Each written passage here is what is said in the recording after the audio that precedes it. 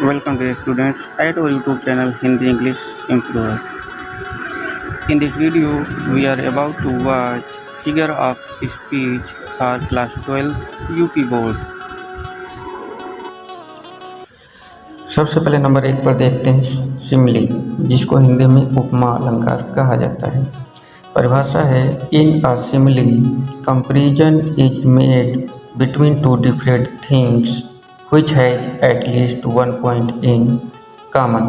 So like as words are used in simile.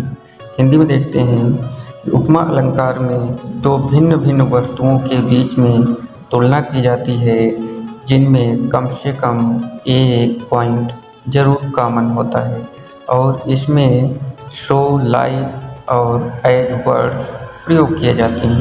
Example देखते हैं She is as black as coal.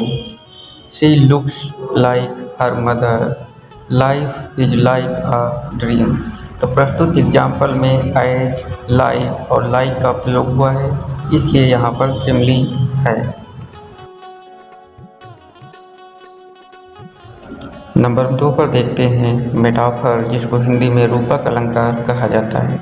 परिभाषा देखते हैं in a metaphor a comparison is made between two different things without using so like and as. Hindi में देखते हैं metaphor में भी दो भिन्न भिन्न वस्तुओं के बीच में तुलना की जाती है, लेकिन तुलनात्मक शब्द जैसे सो, लाइक और एज का प्रयोग नहीं किया जाता है। अब एग्जाम्पल देखते हैं लाइफ इज अ ड्रीम, जीवन एक स्वप्न है। The camel is the ship of the desert, ऊंट रेगिस्तान का जहाज होता है। Number 3 hope is the poor man's bread, आशा ही गरीब व्यक्तियों का भोजन होता है। नंबर 3 पर देखते हैं एपॉस्ट्रॉफी, जिसे हिंदी में संबोधन कहा जाता है। परिभाषा देखते हैं an apostrophe is a direct address to the dead, to the absent और टू अ पर्सनिफाइड ऑब्जेक्ट और आइडिया।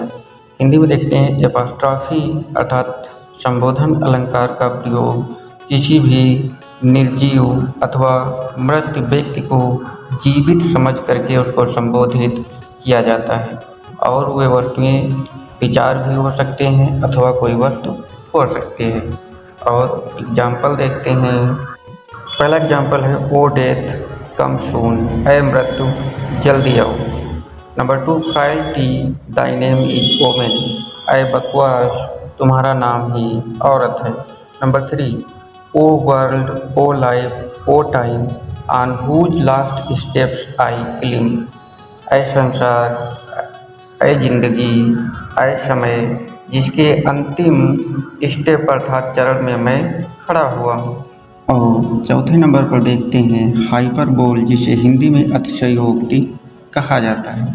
परिभाषा देखते हैं in hyperbole are statement is made emphatic by over statement. Hindi में देखते हैं अतिशयोक्त अलंकार का प्रयोग किसी भी कथन को बहुत ही बढ़ा चढ़ाकर कहने से होता है। एग्जाम्पल देखते हैं when Belinda smiled whole world became glad, जब ब्लिंडा मुस्कुराती थी सारा संसार खुश हो जाता था। Number 2 rivers of blood flooded in battle, युद्ध में खून की नदियाँ बह गईं। I have not seen him for age, मैंने उसे युगों से नहीं देखा है। प्रस्तुत वाक्यों में प्रत्येक कथन बहुत ही बढ़ा चढ़ाकर कहा गया है।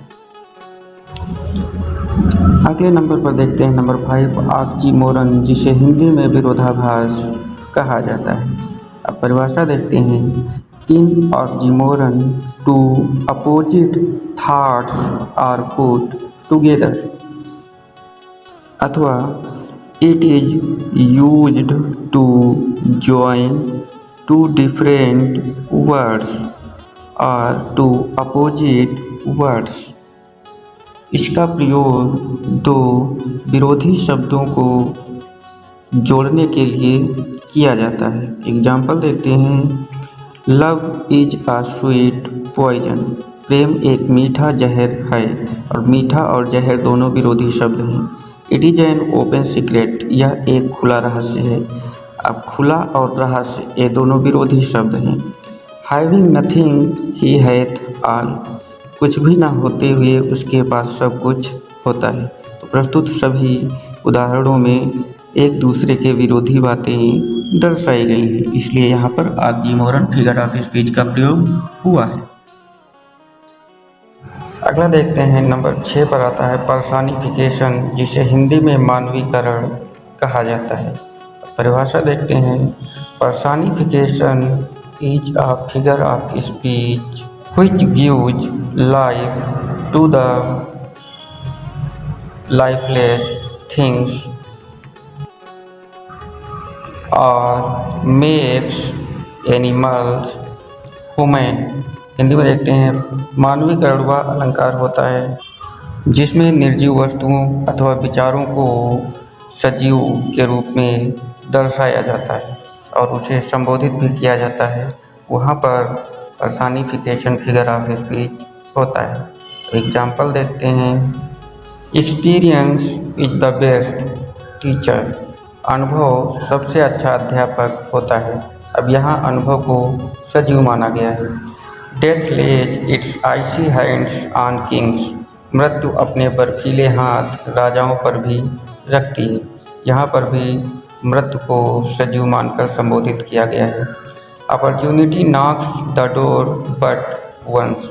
अवसर सिर्फ एक बार दरवाज़ा खटखटाता है। यहाँ पर अवसर को सजीव मानकर संबोधित किया गया है, इसलिए यहाँ पर पर्सनिफिकेशन फिगर ऑफ स्पीच का यूज हुआ है।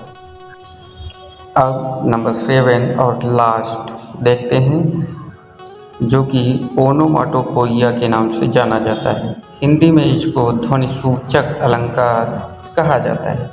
परिभाषा देखते हैं। In this figure of speech the words suggest the sound of belonging objects or creatures. Hindi में प्रस्तुत अलंकार में जो शब्द प्रयोग किए जाते हैं, उन शब्दों से यह पता लग जाता है कि वह शब्द किस वस्तु से अथवा किस प्राणी से संबंधित हैं। अब एग्जाम्पल देखते हैं। The snake hisses. सांप फुफकारता है। The duck quack quake.